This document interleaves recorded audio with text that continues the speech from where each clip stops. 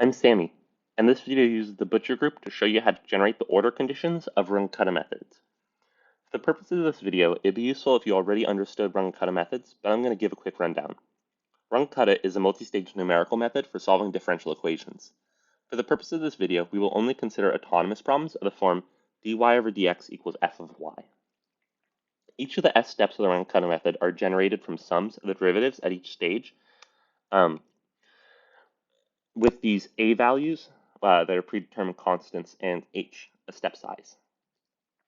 These stages are then combined in a weighted sum using these b values, and those are also predetermined constants.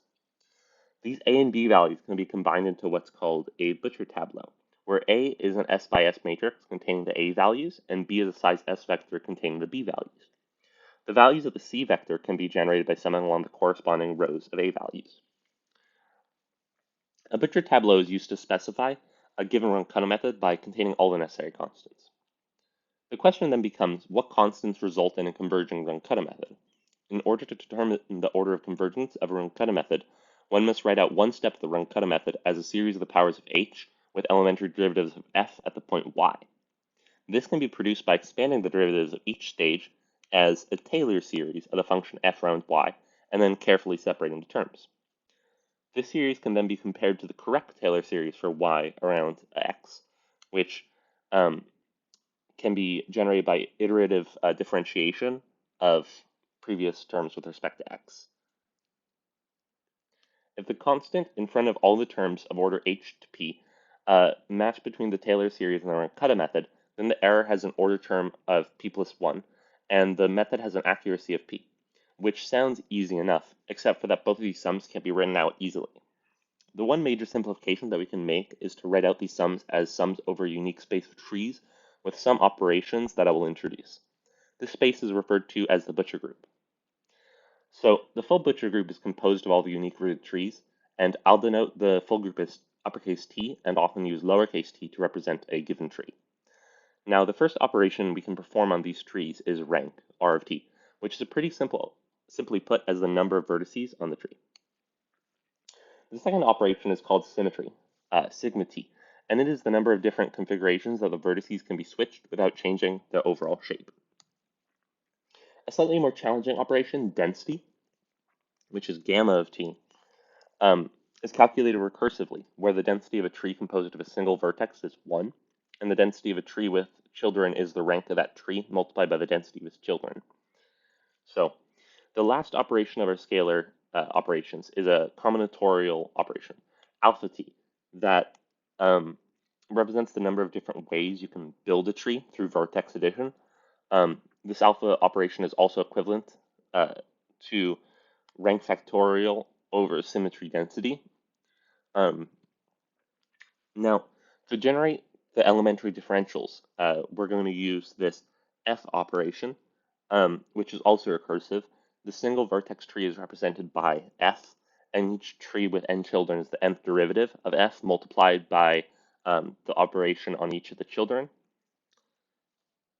Finally, to represent the sums of the coefficients of the butcher tableau, we use this phi operation, and it's a little convoluted. First, you give each of the vertex an arbitrary label, and then the output is a sum over all the labels, where this b term is given the label of the root, and for each child of the vertex, there is value of the first index of the parent, and the second index is for the child. Since the sum of the a values in any row is just the c value for that row, the a values associated with the last vertices of the tree can be replaced for the c values of the parents, like that. Now we have the job of using these operations to write out the correct Taylor series and the Taylor series expansion of the rung-kutta method as sums over tree space. So to start with the Taylor series on y, we know that y is just the sum of f of t for all first-rank trees, which is simply f.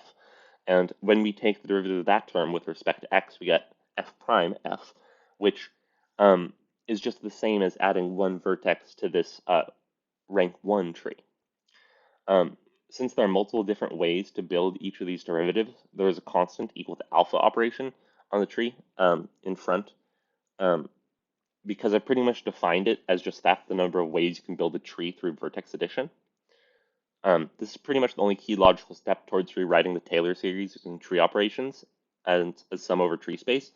This isn't a full inductive proof of that relation, but once you understand the inductive logic and that taking the derivative of each y term is the same as adding a vertex to each available spot in a tree, one could imagine a draft of that proof. If you're still confused about how the Taylor series is translated to a sum over tree space, then you could try generating terms of the Taylor series by hand to see how much they match up with the simpler tree version.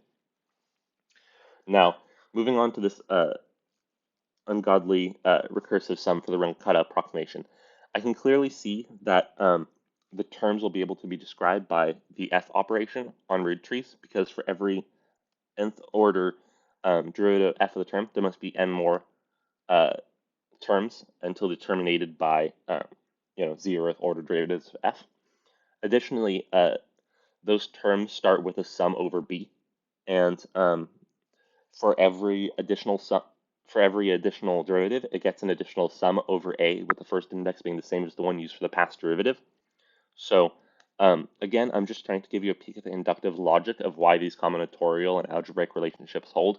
But hopefully this gives you some idea of why the terms of the Runge-Kutta approximation can be written as f of t phi of t times h of t to the r of t. The only other parts to this term is the constant that comes from this 1 over n factorial. And that's applied at each derivative where n is the order of each derivative. And if the tree is asymmetrical about that vertex, which is represented by the derivative, there are n factorial different orientations of the tree that can be generated by this sum. So the 1 over n factorial term here is really only generated when it's a symmetrical vertex. So because of that, we know this constant's 1 over sigma t.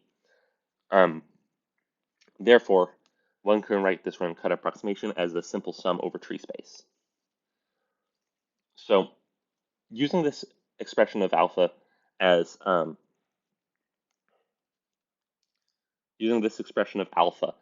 function of rank density and symmetry, this looks very similar to the sum we just generated. In order for the coefficients to be equal, well, all of these terms under the order h to the p, that means that this phi term has to be equal to 1 over gamma for all tree space with rank p or less.